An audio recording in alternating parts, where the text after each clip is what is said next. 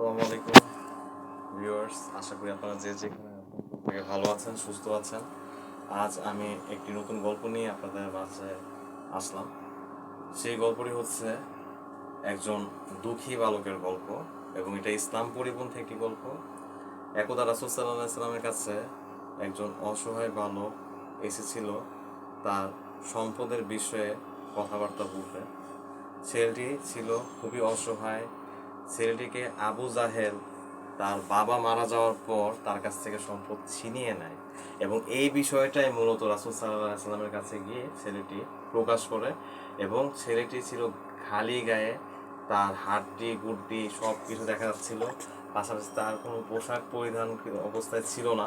পরে রাসূল সাল্লাল্লাহু আলাইহি সাল্লাম এই কথাটা শুনে অজস্রে তার চোখ দিয়ে পানি বের করে ফেলে এবং রাসূল সাল্লাল্লাহু আলাইহি সাল্লাম এই বিষয়ে ছেলেটিকে সাহায্য করে এবং ছেলেটি তখন অনেক খুশি হয়।